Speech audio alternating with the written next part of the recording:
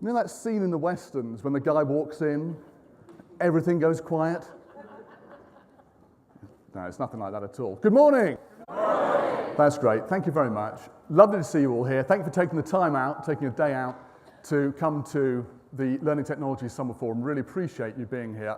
I'm going to ask you a question. I'm going to introduce the keynote speaker, and we're going to get going on a conversational day where we learn from each other, we learn from our speakers, and we try to make that little incremental change to ourselves that helps us practice better for the next 6 months until Learning Technologies comes around in January. What on earth is this thing here? Does anybody have any idea? You know, got a gentleman here. He's not shouting out. He's raised his hand up. He's done the right thing. What is it? 360 degree. Yeah, so 360 degree. But it's as much as I know about it. Tom from Dream Tech's going to tell us more. Tom, what is this thing? Okay, so sorry about my croaky voice. This thing is 6 GoPros put together, and we film in all different directions. And after we filmed it, we then do a lengthy process of putting it into software. That's going to look really horrible when it's all stitched together later. That's a cut out. So when we put it in, it takes a lengthy process of putting it together, and eventually we put it up onto YouTube, which you then can sit on YouTube and look around and relive the experience again. And that's simply the basics of what that thing is. Thank you very much, Tom. Thank you, Tom. And the great thing about 360, and the reason why we're doing it, is firstly, it's a world first. We've got our keynote speaker doing a world first 360 video. Fantastic keynote, brilliant. But also, 360, it should be more interactive. It should gain more user interaction and focus because you're having to make choices. Where am I going to look? What am I going to zoom in on? And that should gain more of your attention. Okay. So that's why we're doing it. It's not just a gizmo. There are good learning reasons behind it as well. All right, there is another question I was going to ask you. So the question is, and normally I say, what are your plans for the next 12 months or whatever? I'd like to ask you a bigger question here. We're going to be focusing in our keynote on change and the big things that are coming up. And I'd like to ask you, what do you think the biggest change, the single biggest change is going to be in learning and development in the next 5 years? The single biggest change, and what are you going to do about it? What's the biggest change? What will you do about it? Turn to your neighbour. If you have a choice, turn to something new and discuss it, please, for 2 minutes. 2 minutes of interaction. Go.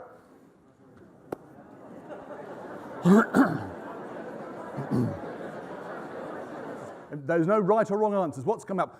Single biggest change in your reaction. Anybody want to share? Yes.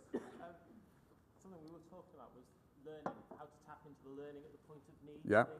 Because people do it at home, YouTube, They do. How do we tap into people learning at the point of need and measure it or whatever? It's hard.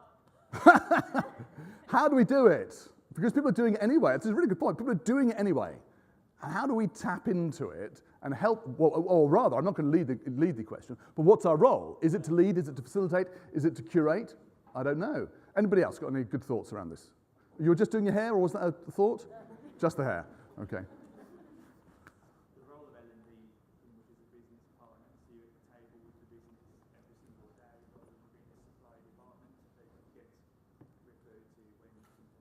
Yeah.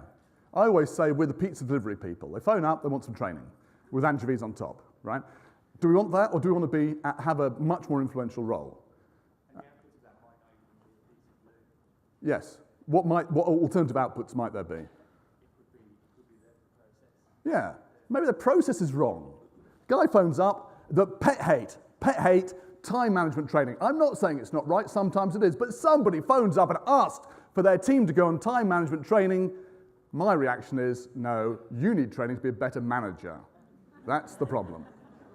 Of course, I've never actually said that to anybody. Any other good thoughts, finally? Yes? Big data. Oh, we've got a dissenting voice down here. No, a positive. Is that? I agree, that's what I said. Okay, so 2 big datas, all right, so big data. And anything about it, or just big data, that's it? Well, big data in the context of how we really inextricably align learning strategy with business strategy. Right. On competencies, skills, tasks, really delivering on. Do you believe it's possible to be that granular in our understanding of people's? I requirements. We will peel layers off the onion increasingly. How far we get down to the core is another question. All right. altogether. But data will help us. Do you agree? Is data going to help us do that? Yes. But I also think it's the kind of skills that L&D people begin to develop, because a lot of research has already said it that if we count L&D as part of HR, it's one area that we're very weak in. So it's not just looking at big data from the perspective of the L&D central tools, but it's using more the tools that are generally used by business, open source tools, us being able to use those sort of tools. So we may be able to peel back the layers of the onion, understand more about the intricacies of the organisation, but have we got the skills to do it? No. No, apparently not. Go on, quickly.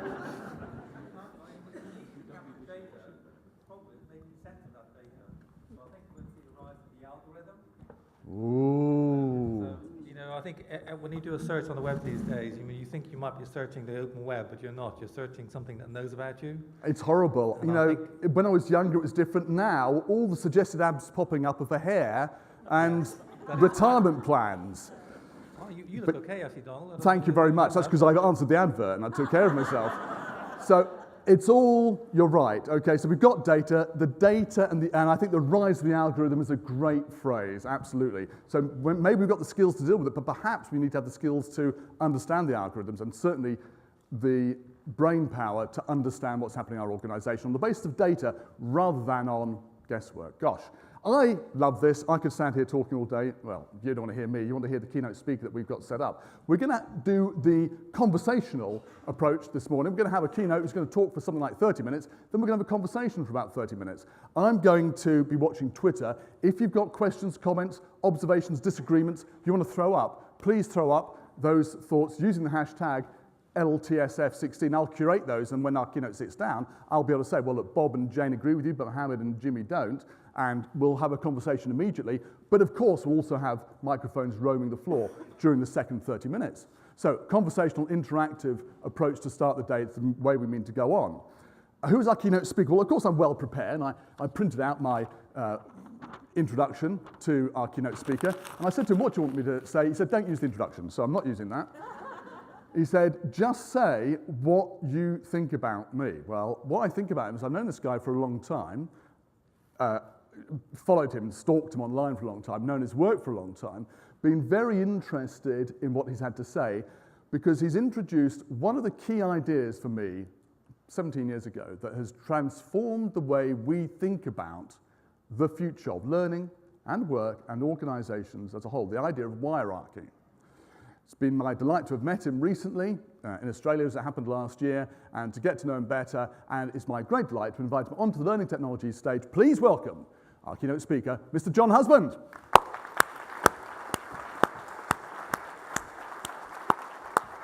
Thank you, Donald. Is this, oh, okay. I'm scared and confused. Seriously. I've heard a number of things already. I wanted, about 15 minutes ago, to change my presentation to start with playing a song by Leonard Cohen, Everybody Knows. Everybody knows that something really big is going on.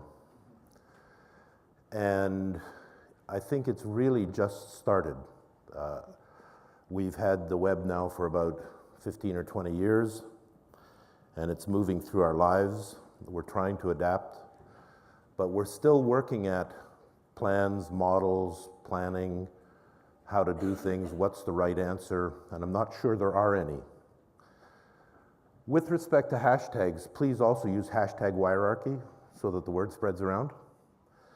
How many of you have seen a video circulate recently on Facebook elsewhere that's a spoof on thought leaders?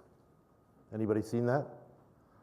At least one person, which is, I'm going to move to the center, and with my hands I'm going to do this, and I'm going to say something that's completely unimportant, and then I'm going to move over here and repeat it, and you'll begin to understand that it's important, and so on. I feel a little bit like that. I don't have any answers. I'm a renegade, I'm a maverick. There's a number of people in the audience, Donald, Nigel Payne, that I respect a great deal, that have been inspirational to me. and I'm afraid that I'm going to embarrass myself. But I'm here, and I've got to give it a go. This is also the scene of the crime. 22 years ago, I was living in London, and I had just been made a senior principal and a partner of Hei Group, the Hei Management Consultants, and 3 weeks later, I quit. Because I had been interested in the sociology of work and the sociology of organizations since my second year sociology course in and eventually, by working hard, I got into a management consulting job, worked my way up, moved from Canada to London, worked with large clients like British Petroleum, Royal Dutch Shell, Lloyds Bank, Abbey National, and so on. And I was always interested in the notion that came about around 25 years ago or 30 years ago, advanced by Peter Drucker, knowledge worker, Charles Handy, the portfolio career. How many of you here have started work before there were computers in the workplace? Quick show of hands. Okay, a good half of you. My first job was getting trained as a management trainee in one of the large Canadian banks, and we balanced at the end of every day with a ledger card and an adding machine. There were no computers.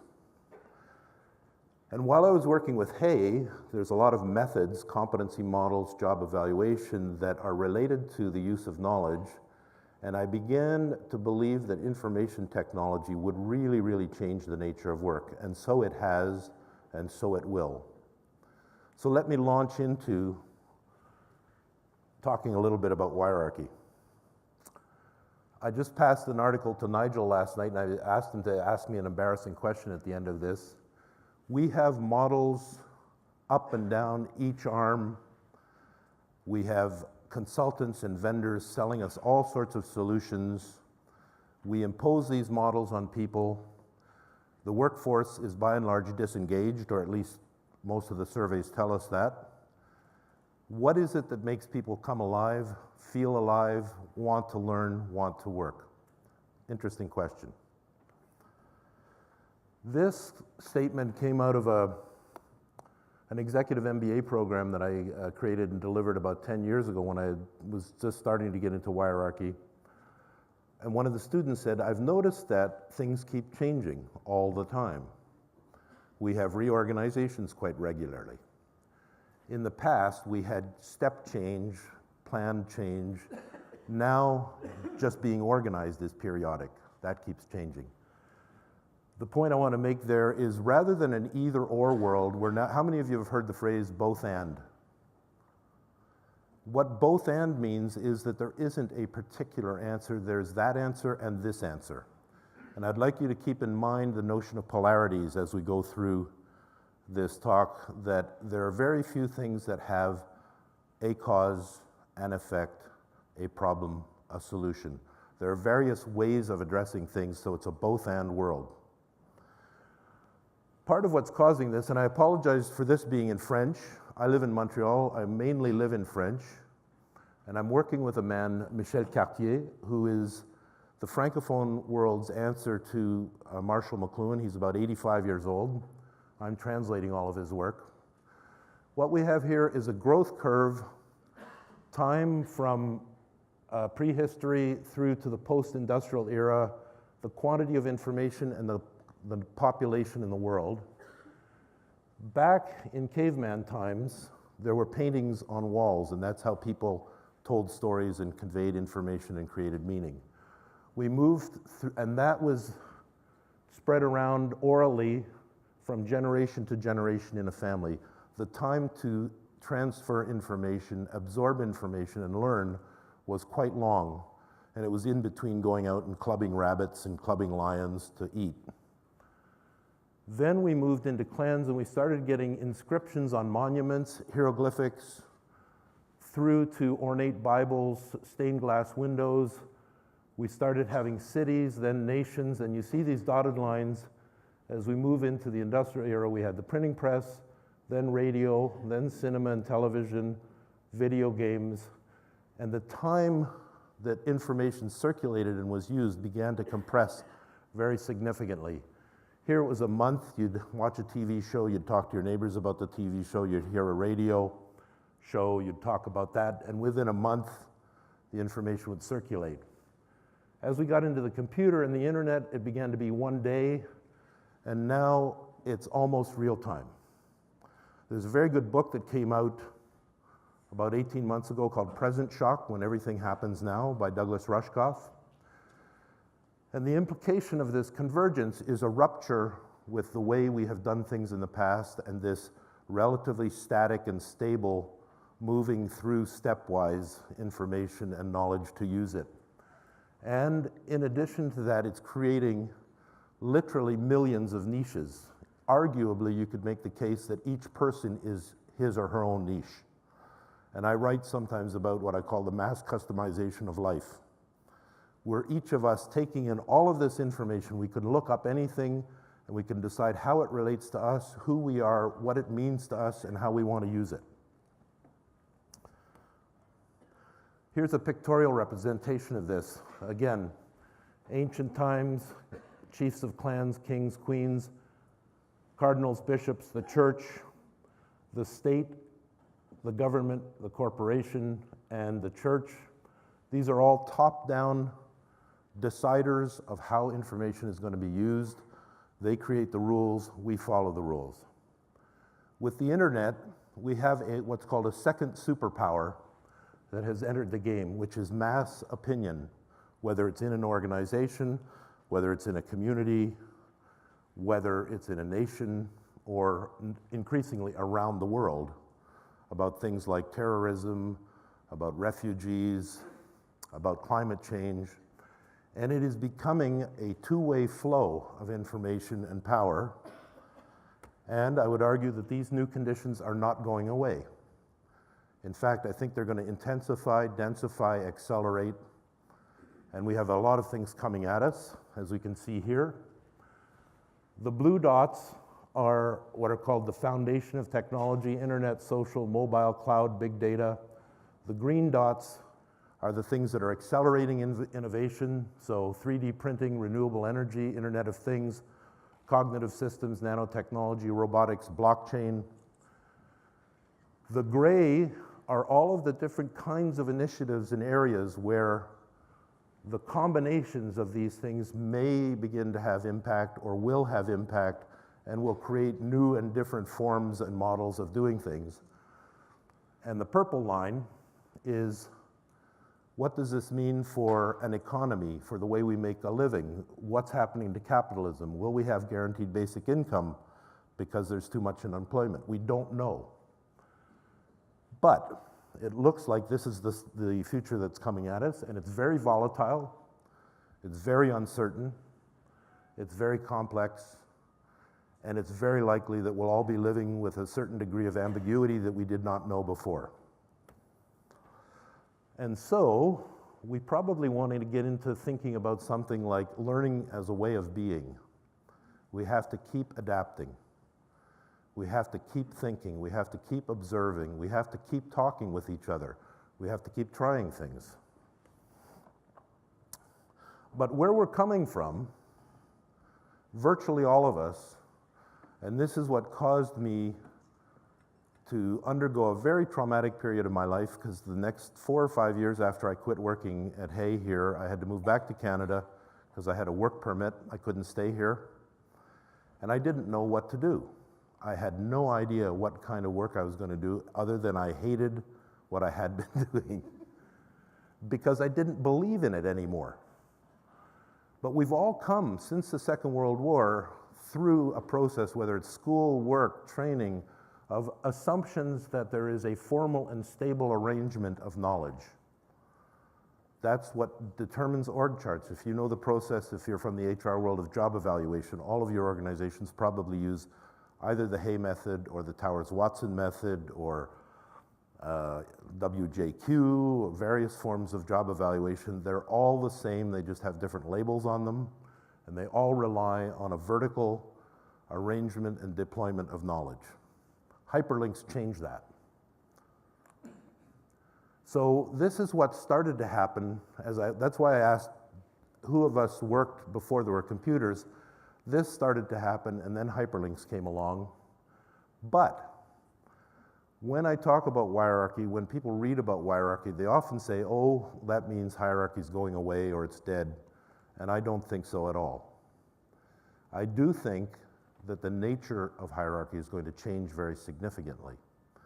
I think that leaders and managers, who by and large are the ones that still have not joined into networks or worked on collaboration platforms, need to be in and of the ecosystem of information and knowledge that is their organization and their market.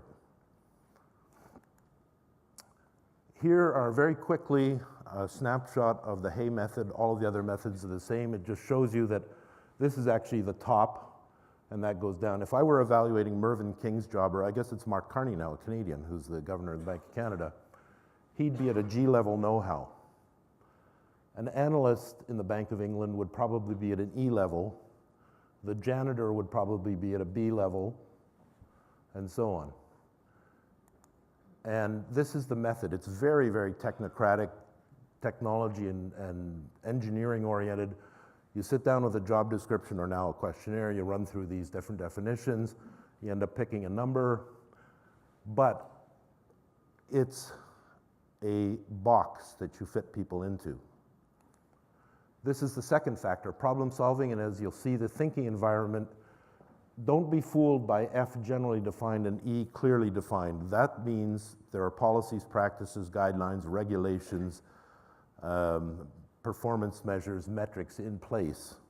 What's really interesting is when you start using this method, here's the second part of problem solving, the thinking challenge, repetitive, patterned, varied, adaptive. There are very few jobs that get up to the top level, and this, of course, serves to create this hierarchy. This is not only true in the workplace, this is true in the way organizations are structured, the way business models are structured. Information and knowledge is power, and it is the structuring of the knowledge and in the use of either a business model or a way of getting things done that generates that power, that yields the economic friction, and so on. This is the problem-solving guide chart. Again, you see that it'll always be top-down. And then the third factor is accountability. So take a look at a relatively high-level job, a D-level accountability or E. Jobs are subject wholly or in part to practices and procedures covered by precedents or well-defined policies and supervisory review. Do you think that flows of information between people who are trying to address a problem kind of creates dissonance with that kind of thing? I think so. It's really hard to sit there and every time you have a problem, look at your job description and say, this is what I'm supposed to do, I can't do this, I can't do that. Where does the phrase think outside of the box come from? And this would be the third factor, and as you see again, there's a top-down flow to that. And what this ends up creating is, of course, the org chart and then various pay grades. Have you heard the phrase, it's above my pay grade to deal with work? And this is, what it has resulted in is there's been about 50 to 60 years of this being used in most organizations, and it's not really related to the work any longer. It's related to status, identity, power, and control. People that are higher up like their titles, they like their salary levels, they like being able to say, I'm a vice president of this, that, or the other thing. But again, the internet, networks, collaborative platforms is menacing to that status, that identity, that power, and that control. The point I'm trying to make is that the conditions we're in now with hyperlinks and networks is not going away. So we're going to have to adapt to that. So the definition of Wirearchy is a dynamic two-way flow between people, between groups, between organizations, between businesses, based on knowledge, trust, credibility, and a focus on generating results. It's enabled by interconnected people, information, and technology. What I'm interested in a lot these days, how many of you here have heard about something called the blockchain architecture? And cryptocurrencies and Bitcoin. It's very likely that blockchain architecture is going to sweep through our society in the next 10 or 15 years, and it's going to change education, healthcare, finance, accounting, law, all sorts of things, smart contracts. It's baked in levels of trust that are anonymous, so you don't need middlemen like banks. I know for a fact that the very large banks here in London are working with cryptocurrency hackers to try to understand what the blockchain will be doing to the financial business. The reason I know that is because I'm staying in London with one of the cryptocurrency hackers who's working on that. So I'd argue that this notion, this is a little doodle that has become my logo over the years. There's a British cartoonist that lives in the States now by the name of Hugh MacLeod. You may know some of his doodles. It would probably cost me £25,000 to get this done today, but 10 years ago it cost me a 200-pound digital radio. Wirearchy is not a method. It's not a framework. It's not a prescriptive approach. Holacracy is, if you've heard of holacracy. It's an emergent organizing principle, just like the other archy words, like hierarchy, like matriarchy, like patriarchy. So I would argue that one of the very important things that we're moving into is that you need to understand your organization's or your work group's context much better than you ever did before. And you design the structure and the dynamics based on what the people who are involved are doing. You involve them. It becomes participative, inclusive, and there are a whole range of human-centric processes you can use to create different kinds of organizational structures and different kinds of dynamics, and there are many apps that support that now, as you know. And people have mentioned algorithms, big data, predictive analytics. Those make me more nervous than they make me optimistic, because I think they will be used in the technocratic mindset to try to control and channel and measure performance as opposed to augment and enhance it. Basically, I think Wirearchy is taking us from that black and white, one-size-fits-all, homogeneous model of things are done this way, we deploy knowledge this way, to that mass customization. It's kind of like a prism. A beam of light turns into the whole spectrum of colors. So if we are involved in learning and development, we have to start thinking about, much harder than we ever did before, how any given individual learns and making that kind of learning accessible to her or him in real time, at the point of need. I think somebody mentioned that earlier. And it's not easy. As you said, it was hard, and it will remain hard.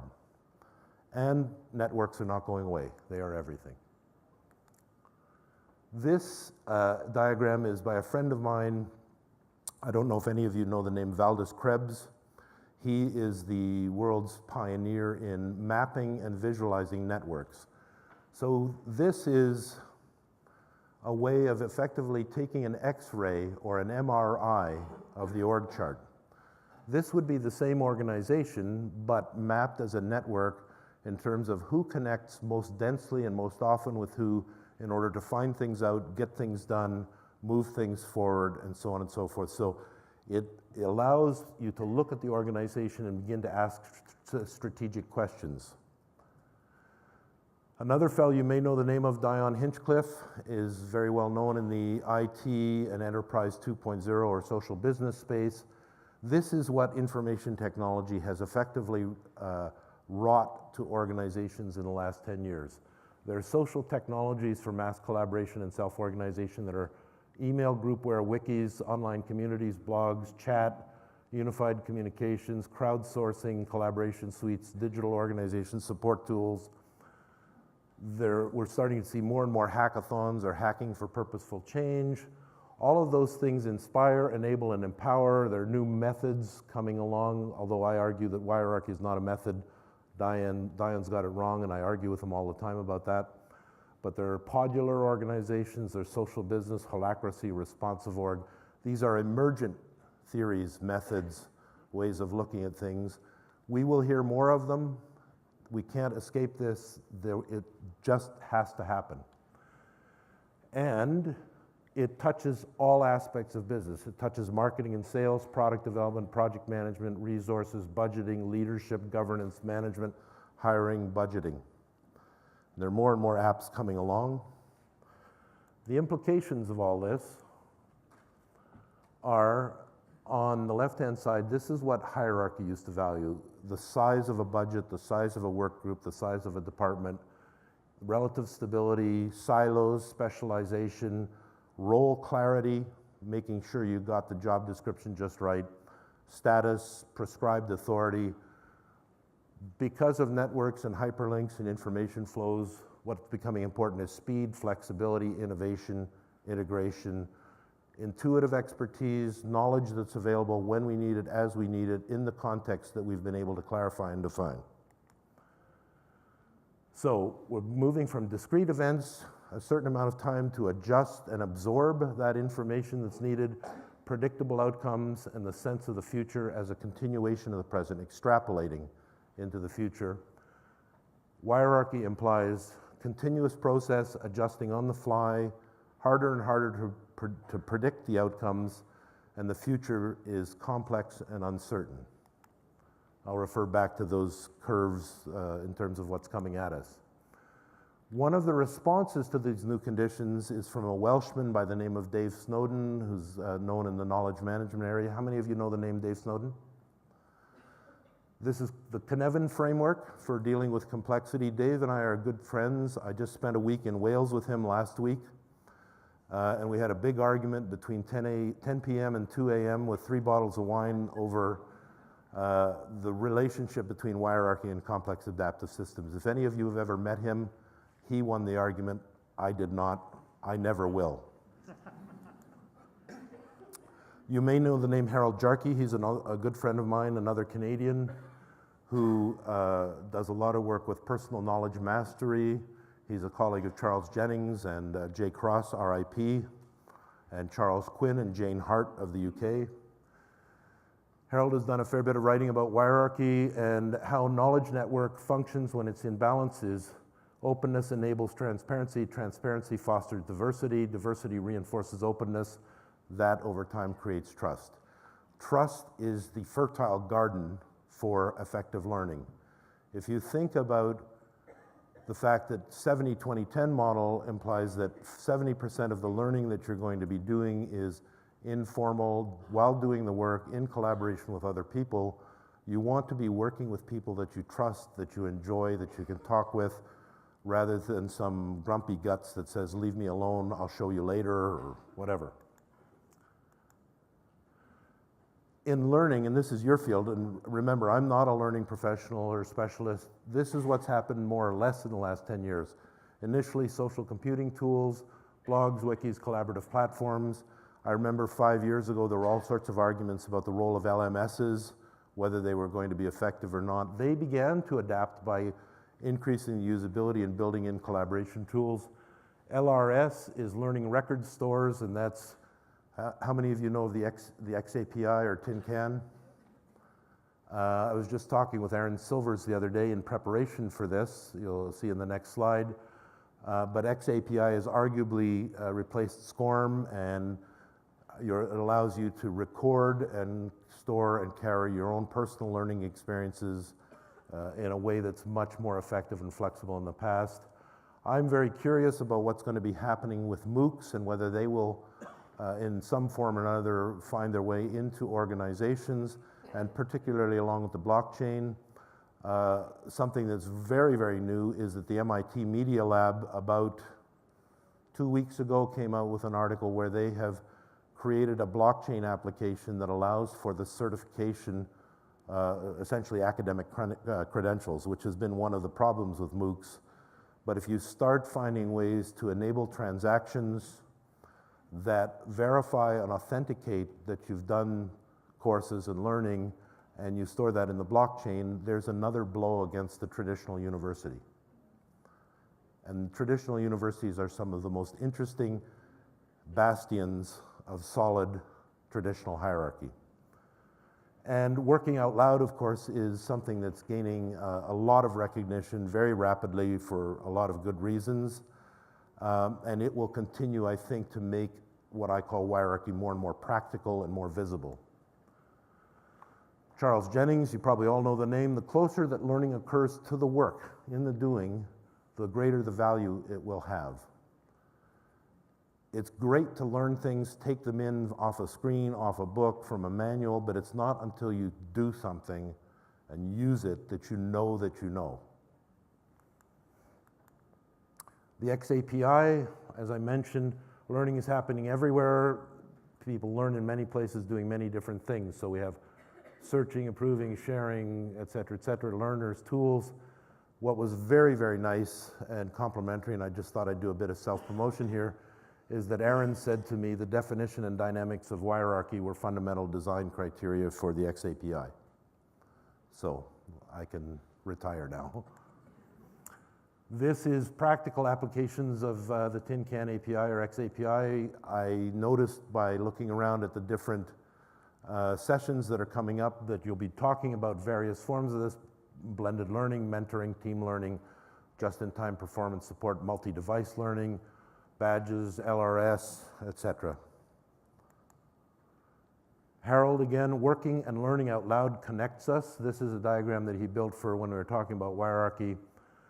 Goal-oriented and collaborative, opportunity-driven and cooperative, professional social networks, work and projects, strong social ties, deadline-driven, testing new ideas in a trusted space, diversity of ideas, weak social ties. That's where you get your larger, more extended networks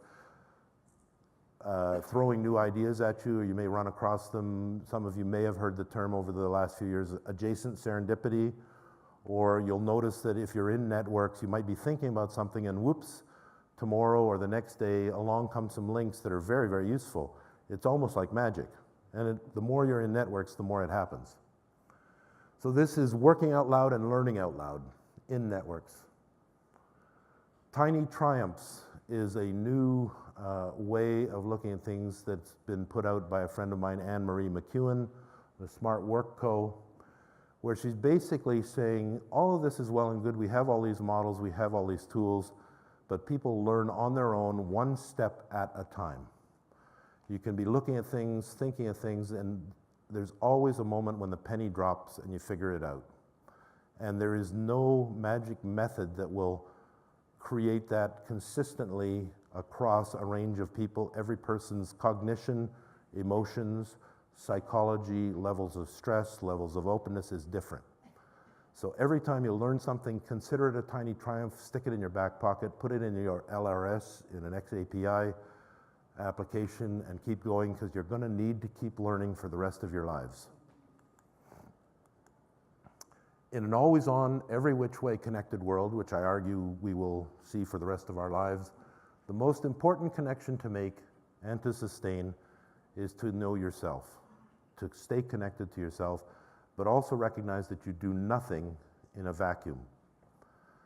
Cultivate your social ties, cultivate your professional ties, cultivate your networks, be genuine, be respectful, be honest. The world is getting faster and faster and more complex, and I argue that a word I made up 15 or 16 years ago will probably someday make it into the dictionary. There's an ebook on my website. I'm really easy to find on Twitter, on Facebook, by email, and I think Donald knows I'm approachable and like talking to people, so thank you very much for listening to me.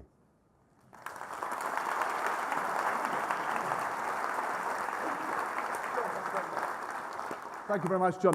John's going to come over, we're going to sit down. Normally, of course, I pay rapt attention. I was paying rapt attention, but I was also consumed by my iPad, which was exploding with all the thoughts that everyone was throwing up at us. Please do keep that coming. I'm going to talk to you, John, talk to the audience. We'll have microphones going around as well, and I'll try to read my iPad at the same time. Yes, I'll be multitasking. Yes, I'll fail, but I've got to be the curator of some of this content. I had a great experience when I was younger. I left university and I stood outside, and this is my experience of formal learning. I stood outside my college and I looked at it and I said, thank God that's over. That's not really a very good thing for a learning development professional to say, is it? And it certainly, I think, epitomizes much of what you were saying about the need to keep learning forever. Well, there's a counterpoint to that. Let me relate my university experience.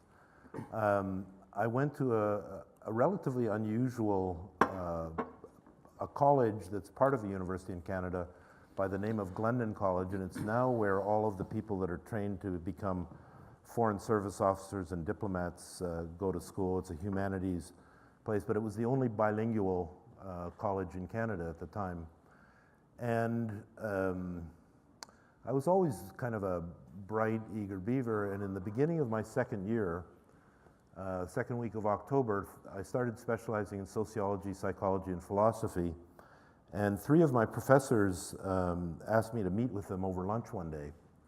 And they said, here's what we'd like to propose to you. We'd like it if you have the curricula for our courses, we'd like it if you'd write a paper at Christmas and write a paper at the end of April, at the end of the school year, and we'd like it if you'd stop coming to class and see us in our offices once every 2 weeks. It's not because you're you are disruptive, you ask too many questions, and we have 25 other students. So I ended up going through the rest of my university years like that. And that was, so I did not have the same reaction that you did. I was very glad to go there. I goofed around most of the time, but I studied and read, but in my own ways. Back to questions, some provocative. Do you want to start with a provocative one or a regular one? Let's go with provocative. Let's go provocative. So Donald Clark, strangely asking a provocative question. And or both, and it sounds like an excuse for any old fad and theory and L&D just wanting to have its cake and eat it. These are my words, not Donald's. Have its cake and eat it, want to just believe everything, and that's actually a problem for L&D, the both and world. Shouldn't we be more discriminating? Shouldn't we actually drill down and demand more clinical truth from the world? Does anybody have an answer to that question? Spoken like a true L&D pro, I must say. Is Donald here, by the way? It's a very good question. And I think corporations and organizations obviously exist and have been put together and organized to deliver some kind of service, good result. And I think you need what you just described and to keep drilling down, but is it enough? Is it sufficient? Will it inspire people? Will it engage people when you are so clinical, so analytic, so clear that nobody can relate to it other than something that resembles halfway between a human, an algorithm, and a robot? But L&D, I'm just going to put words in your mouth, Donald, for a minute. L&D is a great, what my mother would call, because my mother loved quoting Shakespeare at us when I was growing up, a great snapper-up of unconsidered trifles. We will pick up things here and there and put them into a box, and we love it because we've got all these things to play with. So we'll have learning styles, we'll have all these other things, and yet if you look at them all together, very often they are contradictory. We can't actually believe A and believe B. So we can't, isn't there a point at which we say, no, at some point we've got to say, we're not going to be both. We're going to make a decision. Well, I think it's a both and world, but I think there are clearly times to make a distinction and say it's going to be this for now, for this purpose. And there are certainly types of work and types of performance that involve a standardized, uniformly accepted body of knowledge that people have to master to a threshold level in order to carry that out. And you have organizations that extend that into many areas of life. Here in Britain, it happens to be the BSI, British Standards Institution, I believe, and you probably have something similar in the learning area.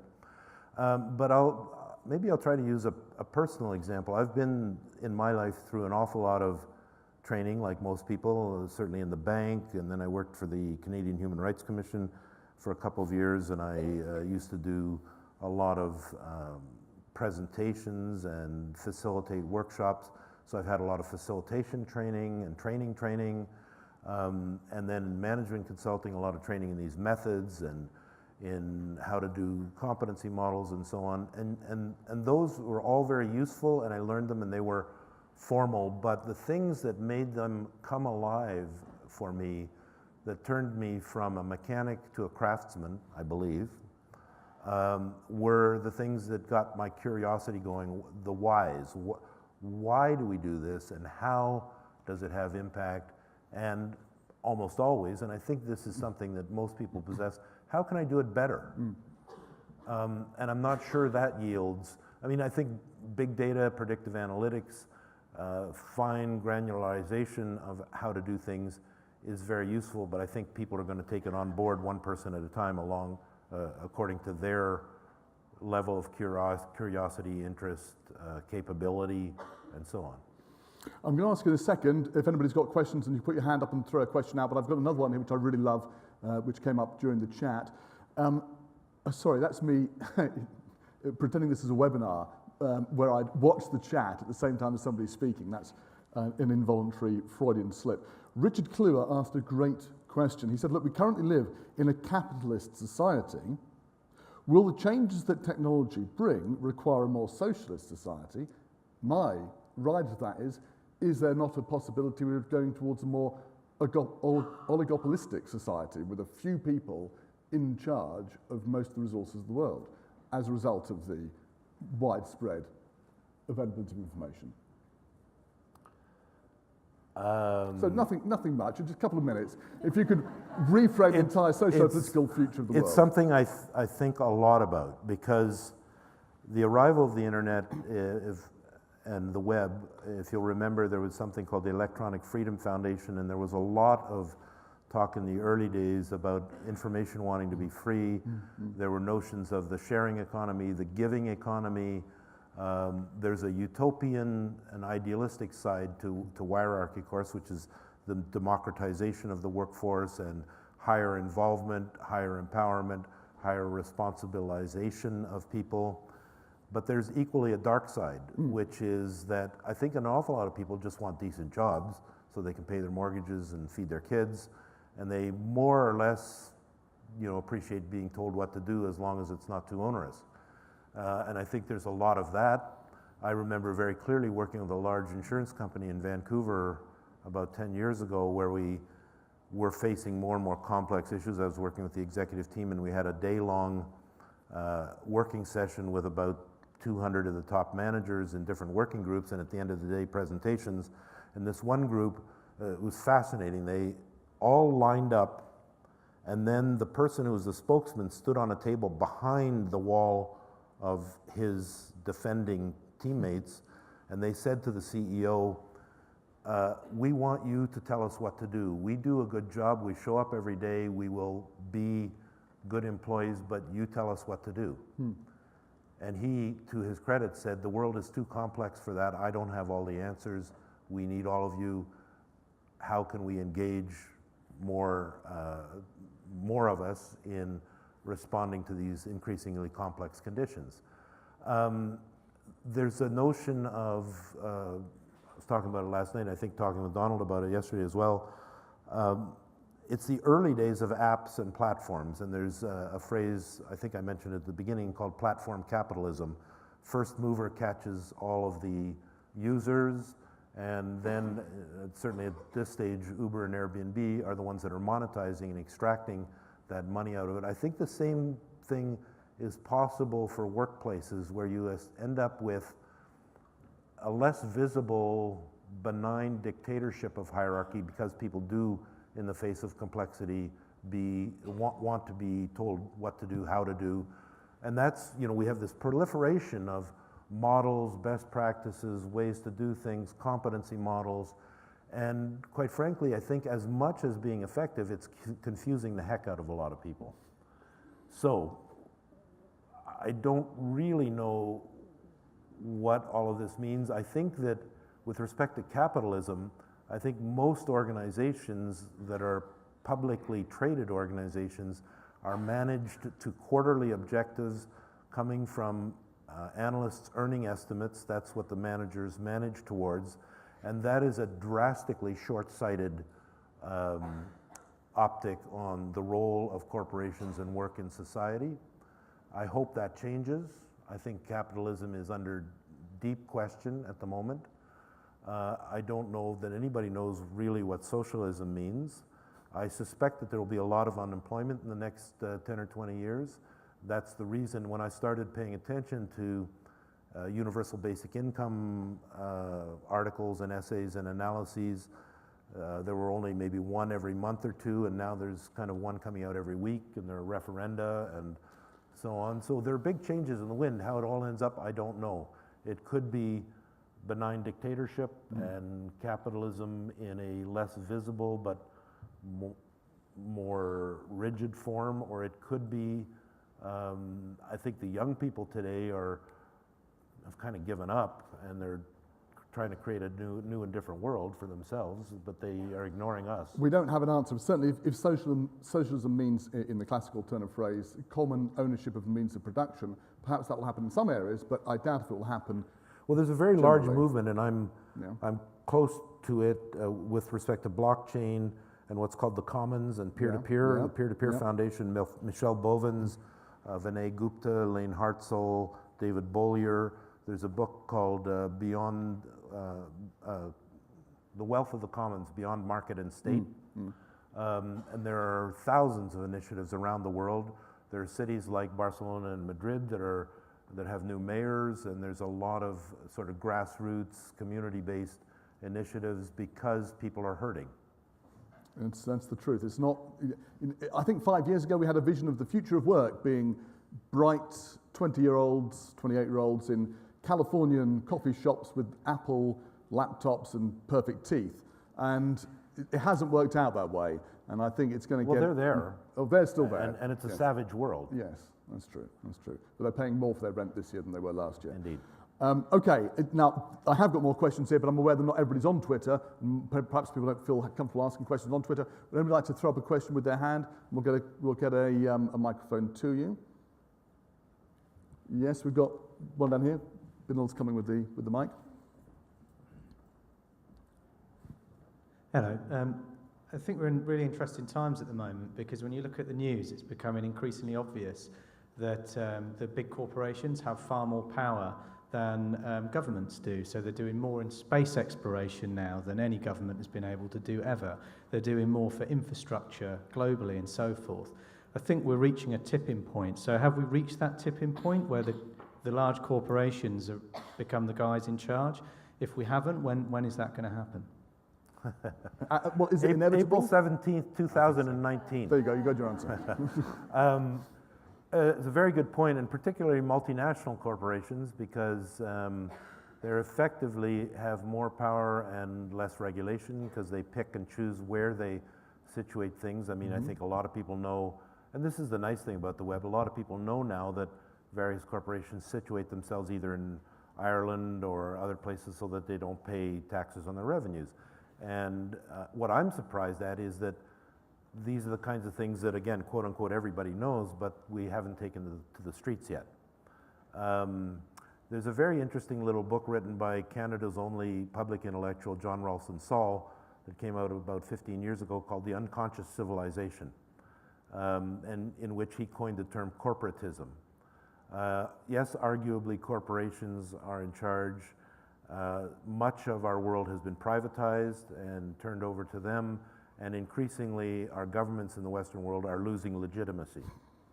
A big question towards the future is, are societies complex enough and will remain so that the only way some kind of social order and economic stability will be maintained will be through effectively benign dictatorships, where somebody takes charge and hopefully they're intelligent enough and enlightened enough to not be a serial killer,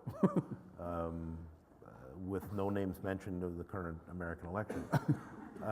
We were all thinking it, we weren't going to say it. Very good question. Is there a tipping point? I don't know when the tipping point is. Is there an inexorable spread and creep of these issues? Yes. Will it come to a head at some point in time? I believe so. The thing that interests me a lot these days is we're into, I think, year 12 of what's called ZIRP, zero interest rate policies, and I think that's distorting economics.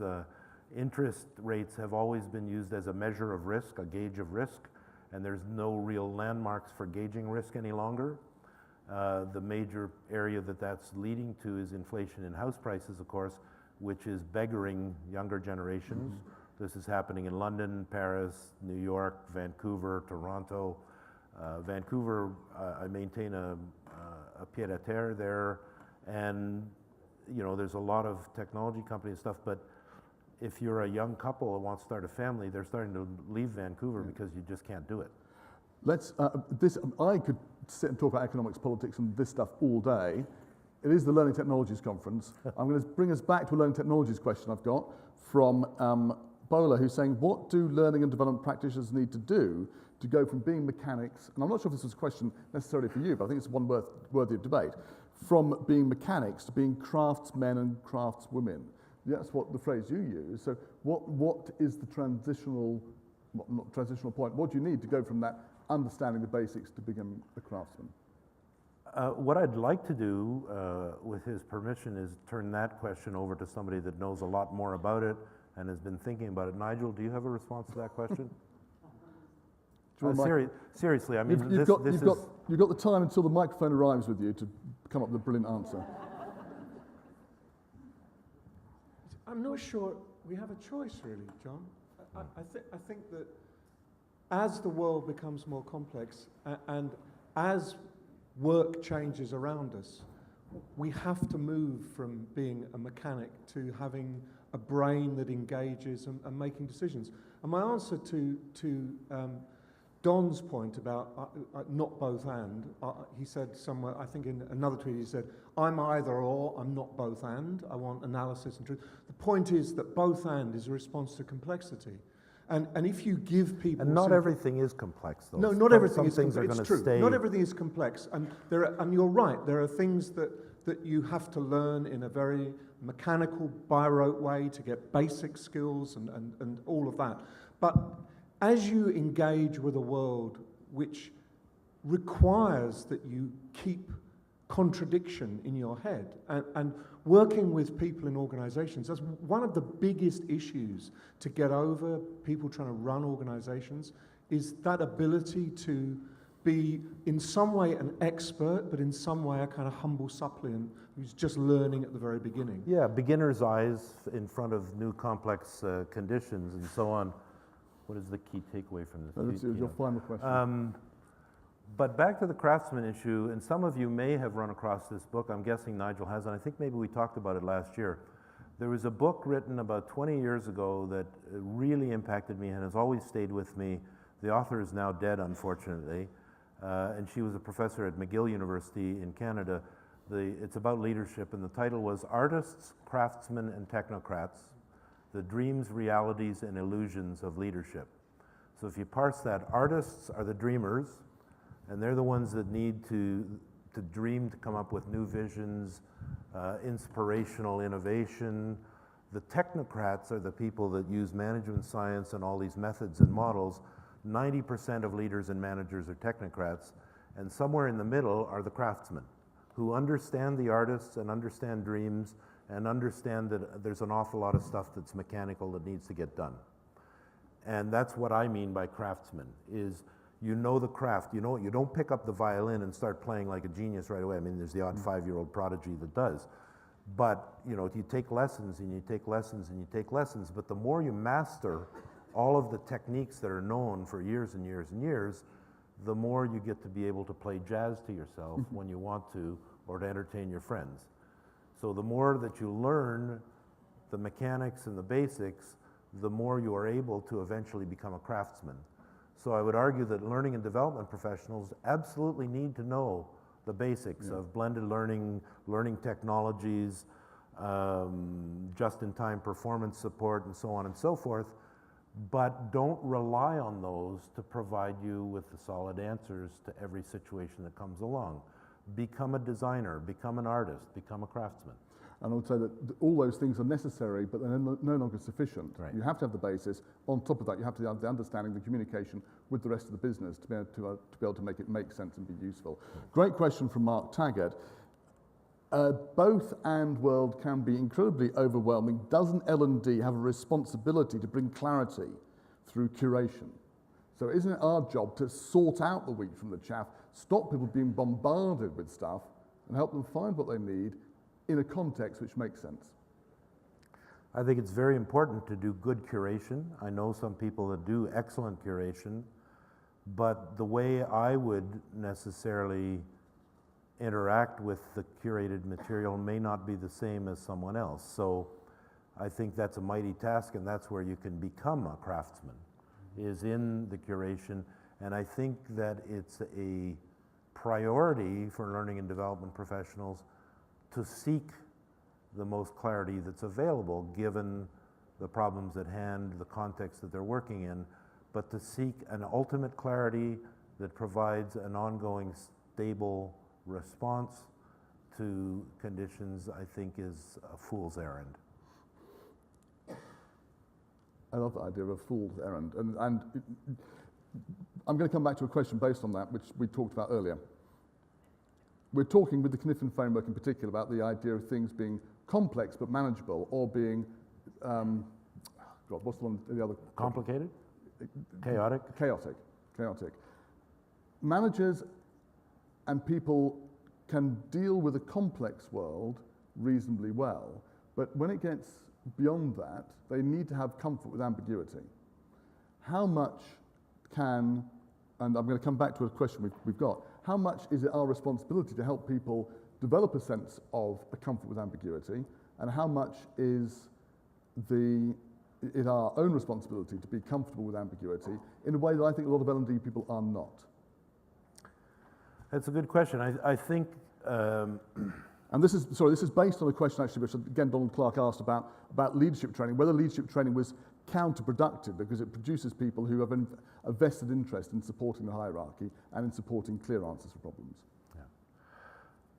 Yeah. I've seen lots of examples of people resisting change or denying change because of a general discomfort with ambiguity, and then eventually finding paths towards becoming more and more comfortable with it. And I think actually one of the things that has facilitated that is actually tablets and touch screens as opposed to keyboards and interfaces. I also think that the notion that I introduced of semantic straitjackets in my second slide of management models and science has been, I think many models and plans are essentially, their main use is to reduce anxiety on the parts of managers and executives in order to reduce that ambient ambiguity. But I can only believe that ambiguity is going to increase and increase and increase. And the way I like to think of it is, I guess the metaphor of learning a second language. I started learning French when I was about 35. I now speak French essentially as well as I speak English, but there would be times when I'd spend the whole day in French, and at the end of the day I'd be just so physically beat because your brain chews up a lot of energy when you're trying to learn something and know something. And I'd fumble all over the place, and then a couple days later I'd notice all of a sudden I'm at a new plateau of fluency. And the same thing has happened to me in my life. If I go back 30 years when I worked in a bank, I used to be extremely diligent and meticulous about everything balancing and everything. And today I live in a flow. I really don't know what I'm going to be doing next week. I keep being surprised all the time by things that happen that are really interesting, and there's a common thread to them. And I would argue that it's very useful for us, and this is what you, I think, do in social networks and learning, is a lot of it is banter or cat gifs or pictures of cars or football or whatever, but when you get into conversations, a link will come, a conversation will happen, and I think especially you'll see that with your children and with Snapchat and WhatsApp and so on and so forth. We're living more and more in a flow. Again, I refer you to this book, Present Shock, when everything happens now. I don't think we can avoid it. I think we just have to come to terms with ambiguity. It will be there. It will be part of our lives. I'm going to ask you this question in a second. I just want to give a quick shout out to this book. Present Shock is by Douglas Rushkoff. And Twitter handle is @Rushkoff, I think, and I tweeted out earlier. So see if you can catch that book. It's certainly well worth reading. I do believe that the some people are just innately, and I don't know if I've got no evidence for this, but I believe that some people are innately better at handling ambiguity than others. But I think it is incumbent on all of us to be better at dealing some with people it. are highly, highly structured and want that, and Yes, and but will I'm shut not sure, things out. That's true, but I'm not sure whether it's innate or not. That's what I was saying. I have no evidence for that. It may be it's an entirely learnable skill, but nonetheless, whether it's learnable or not, it is something which we all have to get better at in the future. Yeah, I think the so. breakdown. Now, the question which I pointed out, I wrote it on a piece of paper to give John a bit of notice, so he's been thinking about this. It's from Martin in the front row, and the question is, I think what we all come to when we've had a deluge of thoughts, some sound bites, some big picture stuff. The question is, all right, what's the takeaway? What? I'm not saying, give me what I need to do next when I get back to the office tomorrow morning. What's the key takeaway, John, for you from this morning's keynote? These are new conditions. It's epochal, one time in human history. We now think of the internet as the web. It's essentially like the atmosphere that we live in. It's the air that we breathe and live in. When I walk around cities like London, Paris, older cities, I realize all the time that underneath the streets are an amazing amount of infrastructure, wiring, sewers, drains. We take all this stuff for granted. How many of you could exist today for a week without being connected? Probably very few of you. Or it would feel very, very uncomfortable. This stuff's not going away, and it's very new still. We haven't sorted it out. We're just barely beginning to understand what it means to our cognition, our emotions, our stress levels, our rhythms of life, our careers, the way we do work, what our institutions mean to us, what our institutions deliver.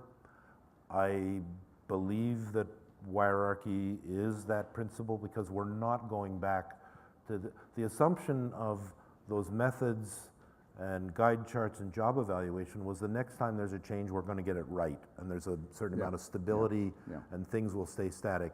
That ain't going to happen. We're just going to be moving. That, if you remember that curve we have coming at us, just beginning, Internet of Things, smart cities, nanotechnology, robots, algorithms. I have seen avatars with artificial intelligence in them that will replace general physicians. They ask questions to me, and there's a camera that is on my face at a number of points, and it's recording how my face moves and judging emotions based on that, and my answers are going through that avatar into a database that's got all of the different diagnostic capabilities that says, well, you have this kind of asthma, and here are the recommended. And these avatars never get sick. They show up for work 24 hours a day. You pay maybe $25,000 for one, but the NHS has been looking at them. I know that, as have been the same thing with lawyers. Blockchain is going to get rid of notaries and real estate agents. There's been a lot of bad news in this. The idea that we're going to get rid of some lawyers has to be some good news. Well, you're all going to become violin players or play a lot of bocce ball or, you know, so in summary, what's coming out of this is that the future. This is an epochal moment, to use your words. Epochal moment. I think so. There is an unstructured future for us, whereas in the past, not only have we had structure, but we have relied on structure to help us make decisions and organize ourselves. In the future, it's going to be different. Structures will still be there, but they will not be enough. Well, so the last thing I would say is there's a book that came out about 4 years ago by Gary Hamel titled The Future of Management. A number of you have probably read it. In which he says, I don't really know what the future of management will look like, but it's probably going to look something like the dynamics that we're starting to see in what was called at that time Web 2.0. But there has been no management innovation for the last 75 years. And I wrote a blog post where I picked a polite argument or disagreement with him where I said, I actually think there has been innovation in management, we just don't call it management. What we call it at the moment is organizational development. If you look at the principles and practices of organizational development, they imply participative, inclusive processes where you develop shared vision, shared objectives, people are engaged because they own, and so on and so forth. And I would look to the principles and the frameworks of organizational development as the ways to manage people in networked, connected information flows of motivation, passion, energy, and purpose. Very good. And I would say in the same way, there has been change in learning as well, but it's just that we don't notice it. It's that people are increasingly doing it for themselves in ways that we're not involved with. And that's something we need to take forward. So much to think about. I'm going to be taking this into my coffee break now. We have a half-hour coffee break, then 15:15 we kick off with the next bunch of sessions. But I want to lead you in thanking Jon for getting my brain started up this morning. Jon, thank you very much. Thank you. Thank you. Thank you.